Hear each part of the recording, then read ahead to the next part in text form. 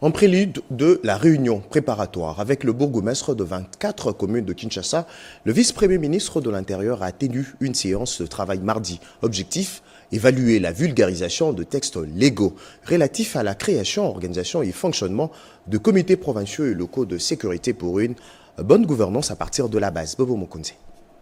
Daniel Bumba, gouverneur de la ville de Kinshasa, Tengue Telito, ministre délégué près l'urbanisme et habitat en charge de la politique de la ville de Kinshasa, réunis autour du vice-premier ministre, ministre de l'Intérieur et Sécurité, Maître Jekme Chabani. C'est pour évaluer l'évolution des 6 axes prioritaires de ces programmes, notamment la gestion de l'ordre public, la salubrité dans la ville, ainsi que le problème de la nuisance sonore, tel repris dans l'article 3 du décret du 6 décembre 2022. Cette réunion se tient après le de la réunion préparatoire prévue avec le bourgmestre de 24 communes de Kinshasa pour une présentation dans une communication directe à la base. Et le patron de la sécurité nationale, Maître Jekme Chabani, a sollicité l'implication de tout un chacun pour la réussite de cette alternative. Mieux, une réponse aux différents problèmes liés à la sécurité des Congolais avec l'accompagnement de la population en vue d'une gestion efficace de la sécurité publique. Fort de ce décret qui rend obligatoire toute une série de tâches à accomplir, que ce soit au niveau des chefs de quartier, que ce soit au niveau des bourgmestres, dans le cadre de la convocation des différentes réunions où ils peuvent associer, que ce soit au niveau des parquets, le parquet civil, le parquet militaire, pour notamment résoudre les problèmes liés au mode de vie de l'homme, c'est-à-dire au niveau de la cité. Jekme Chabani a encouragé le gouverneur Daniel Bumba et Didier Tengue Telito, principaux acteurs dans la vulgarisation des textes légaux sur la création, organisation et fonctionnement des comités pour la gouvernance sécuritaire à la base, à mettre le bouchée double pour l'effectivité de la mise en place des comités provinciaux et locaux de sécurité pour la vulgarisation de ces instruments juridiques. Je le disais à l'entame de cette édition, au 3e jour de consultation politique, Didier Manzenga, ministre de la coopération régionale, a plaidé pour une réelle ouverture de ces consultations à toutes les forces vives du pays. Pour Peter Kazadi de l'UDPS, le gouvernement d'Union nationale doit refléter effectivement l'unité et la cohésion nationale. Voici quelques propositions faites au conseil spécial du chef de l'État par ses hôtes. Passia Somboyo.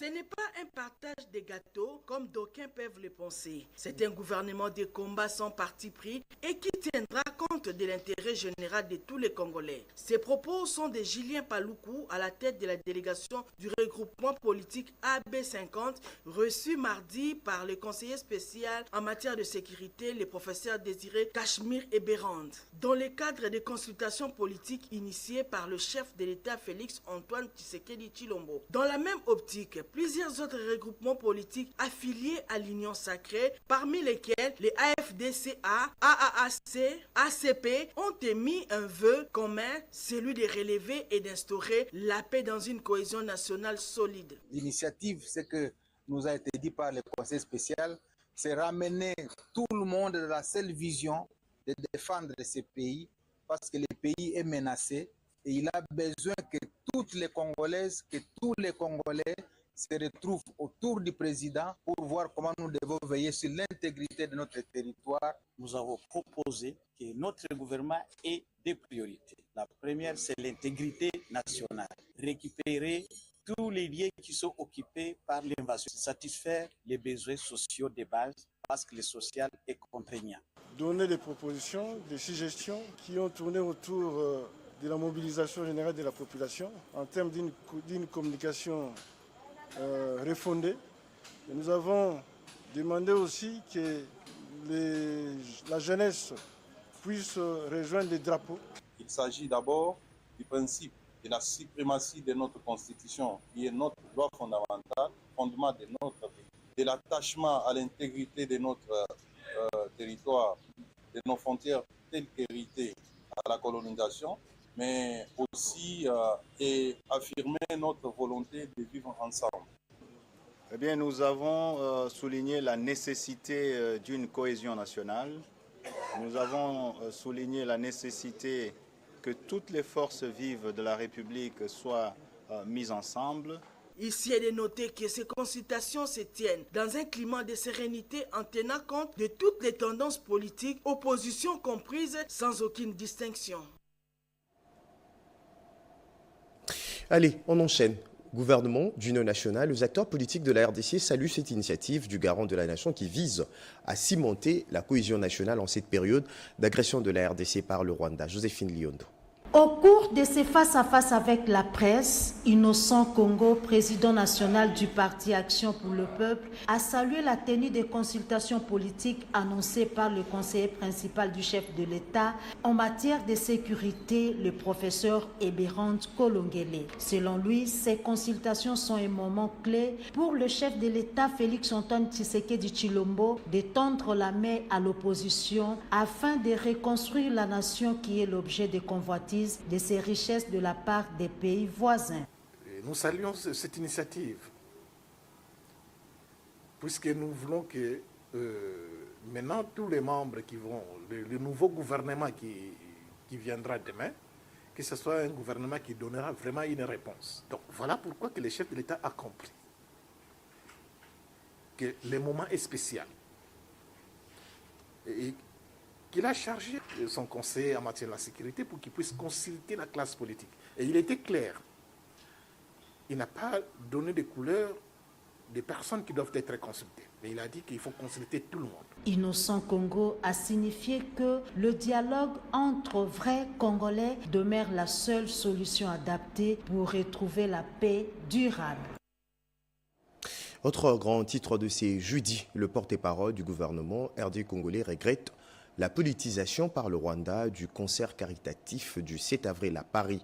Les organisations rwandaises demandent son annulation au motif suivant. La date coïncide avec la commémoration du génocide rwandais. Il n'y a aucun pays qui a payé le prix de ces génocides comme plutôt la RDC, tranche le ministre de la Communication et Médias porte-parole du gouvernement, Jacques Abouaba. Le gouvernement congolais annonce l'organisation des formations professionnelles gratuites au profit des 10 000 enfants des militaires et policiers à travers la République démocratique du Congo. C'est le ministre de la formation professionnelle, Marc Ekila, qui l'a dit au cours du briefing presse co-animé avec son collègue de la communication et médias, Patrick Mouyaya Temboué. Nous avons déjà eu 2 vagues. La première vague, nous l'avons lancée déjà le 15 février. En faveur de 5 000 apprenants. Et dans ces quotas de 5 000 apprenants, nous avons eu à réserver 1 500 pour les dépendants des militaires, enfants et femmes, tout ça.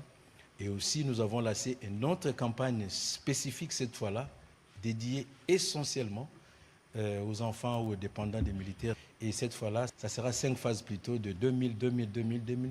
Donc, dans une échéance assez brève, nous comptons atteindre 10 000 enfants des militaires qui seront bénéficiaires de sessions gratuites de formation professionnelle. Il a rassuré que cet élan va bientôt s'étendre sur les familles des militaires et policiers et d'autres dépendants afin de leur donner l'occasion d'être utiles à la société congolaise à travers l'apprentissage des métiers.